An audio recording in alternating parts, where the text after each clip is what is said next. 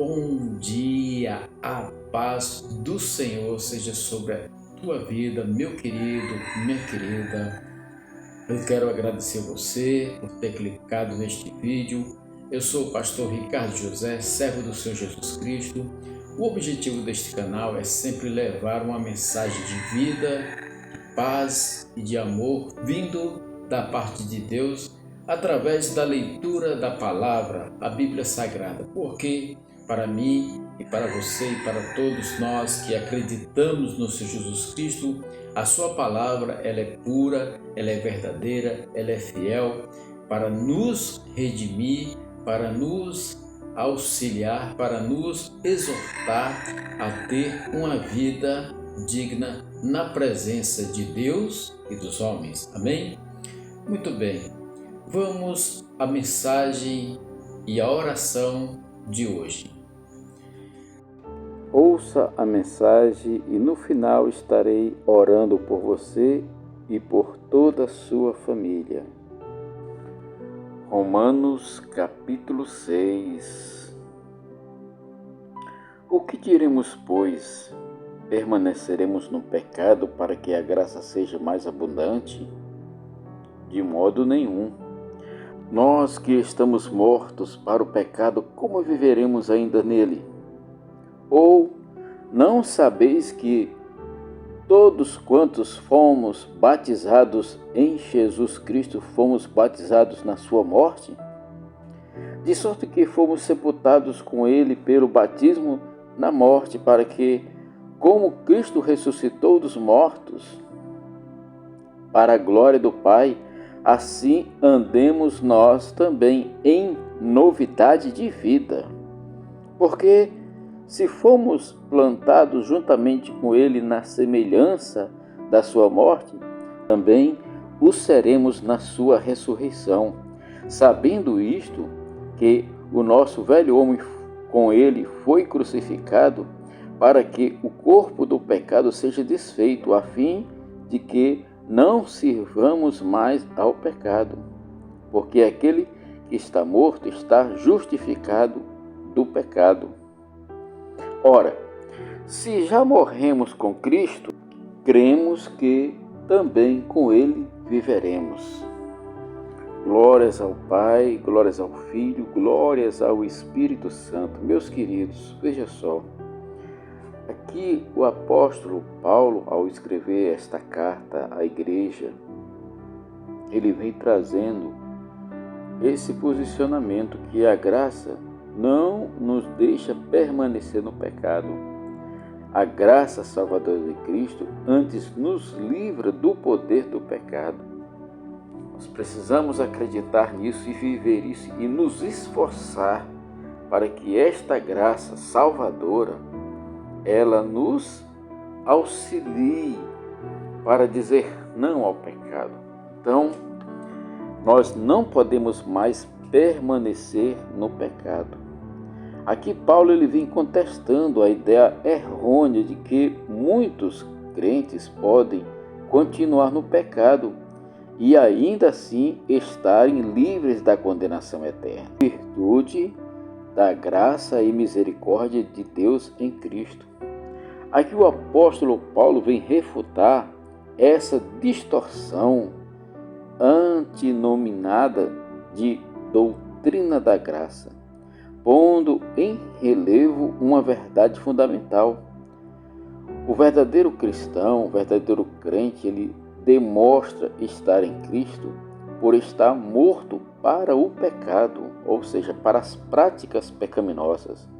De certo que nós, ainda que estamos aqui, podemos vacilar ou podemos cometer algum pecado, mas ao passo que quando nós confessamos, quando nós nos arrependemos, quando nós vamos e pedimos o perdão a Deus, Ele certamente nos perdoará. Mas não que esta vida de pecado venha a ser algo constante. Nós fomos transportados da esfera do pecado para a esfera da vida com Cristo. Uma vez que o crente genuíno separou-se definitivamente do pecado, não continuará a viver nele. Inversamente, quem vive no pecado não é um crente genuíno, não fez uma verdadeira conversão ao Senhor. E nessa parte, nesse versículo que nós lemos, Paulo vem enfatizar que não se pode ser servo do pecado e ser servo de Cristo no mesmo tempo. Ou estamos ligados totalmente com Cristo, ou estamos vivendo nossa vida como vivia antes de conhecer ao Senhor Jesus Cristo. Porque se continuarmos vivendo, servindo ao pecado, o resultado será uma condenação, a morte eterna. A morte eterna que ela é a separação eterna de Deus. E aqui no Novo Testamento, esta palavra pecado é empregada várias vezes em grego para descrever os seus vários aspectos. As mais importantes são transgredir ou praticar o mal, pecar contra Deus. Isso significa iniquidade, maldade ou injustiça. O termo pode ser descrito como falta de amor, ou seja, o pecado também ele é uma falta de amor por aquilo que Deus fez por mim e por você. Porque todos os nossos delitos surgem por falta de amor a Deus e também ao próximo. Quando nós não amamos a Deus, não damos importância à sua palavra, ao seu mandamento e fazemos pouco caso disso. Também o pecado tem o poder de agir na pessoa e escravizá-la no engano, na escuridão das trevas, ou seja, no orgulho, na soberba. Isso é escuridão. Então, o pecado, ele tem o poder de agir na pessoa para levá-la a ela a ser escravo do engano. Aqui vem falando de ilegalidade, de iniquidade, de rebeldia contra a lei de Deus, que indica incredulidade ou pode ser infidelidade. Todas essas coisas, elas têm que ser eliminadas do nosso meio. Temos que buscar a Deus, pedir para Ele sondar o nosso coração, pedir para Ele nos auxiliar no caminho que devemos andar, para que assim nós nos afastemos dessa prática de pecar. E o pecado, irmão, o pecado é qualquer coisa que você faça que afaste você da presença de Deus. Então devemos estar atentos, devemos estar confiantes na palavra e por esta palavra pedir a Deus que Ele nos auxilie no tocante a vir fazer a escolha de não querer mais aquela vida anterior, valorizar o sacrifício de Cristo, respeitar a palavra de Deus, de certa forma, andar em retidão, mesmo que venhamos a falhar por alguma coisa, mas sempre reconhecer a autoridade de Deus, sempre pedir perdão, sempre buscar estar se consertando. Isso, irmãos, é o caminho estreito. Isso é a estrada apertada que todo crente tem que andar, porque isso será uma luta constante. O apóstolo Paulo mesmo, ele fala que ele lutava porque tinha coisas que ele queria fazer, mas não conseguia, e tinha coisas que ele não queria fazer e ele fazia. Por quê? Porque é a luta do nosso corpo contra o nosso espírito.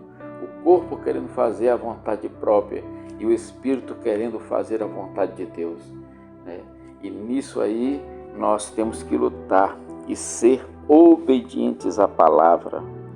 Então, podemos tirar uma conclusão que a essência do pecado jaz no egoísmo, o apegamento do ser humano às coisas e aos prazeres para si mesmo, sem fazer caso do bem-estar dos outros ou dos mandamentos de Deus. Isso leva à crueldade aos outros e à rebelião contra Deus e a sua lei. O pecado é a recusa da sujeição a Deus e a sua palavra. É inimizade contra Deus. É desobediência à palavra de Deus. Então o pecado é a corrupção moral dos seres humanos, opondo-se a todas as vontades humanas sadias, ou seja, tudo que é sadio, o pecado ele não quer fazer, ele quer fazer tudo aquilo que aos olhos dele, aos olhos da pessoa, pode parecer que seja certo, mas o final é caminho de morte. Então o pecado nos leva tanto a nos deleitar em cometer a iniquidade, como também a sentir prazer nas más ações às outras pessoas.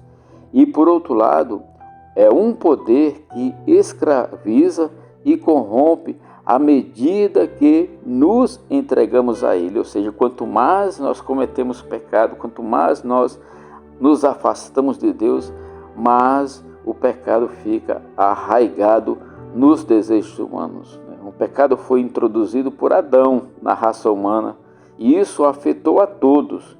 E o resultado do julgamento divino vai nos levar à morte física e também à morte espiritual. O seu poder somente pode ser dominado pela fé em Cristo. Então, quando eu começo a praticar a minha fé em Cristo, eu começo a abominar o pecado na minha vida e a minha vida começa a caminhar na presença de Deus. Então, para me libertar e me livrar do pecado, só através da fé em Cristo, só através da minha permanência na leitura, na prática, na vida, na sujeição ao Senhor Jesus, ao Senhor Deus, Criador de todas as coisas.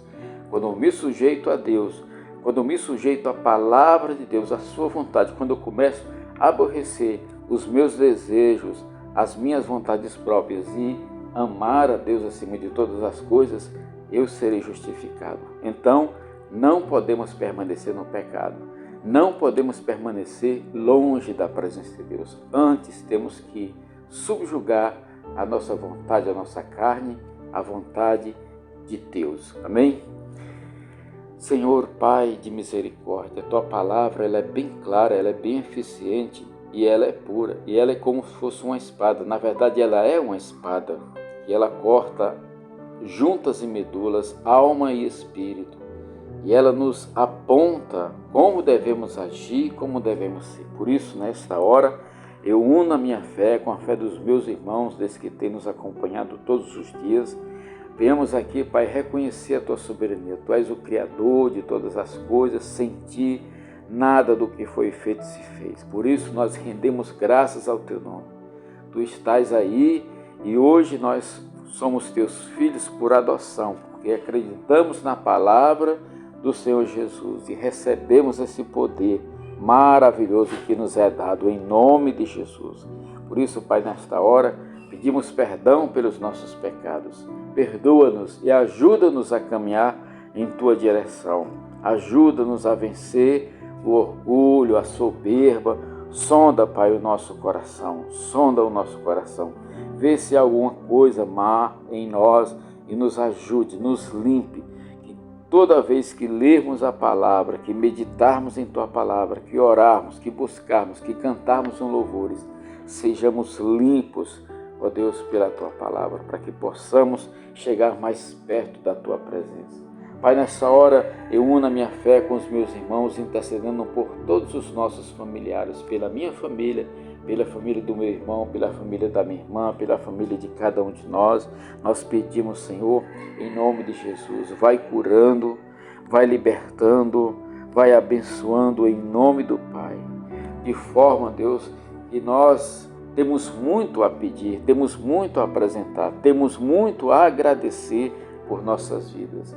E eu sei que cada irmão, cada irmã, cada um tem, ó Deus, colocado diante de Ti algo, Senhor, tem apresentado diante de Ti algo. Por isso, Pai, nessa nossa união de fé, nós intercedemos pela família, que haja livramento, que haja cura, que haja transformação.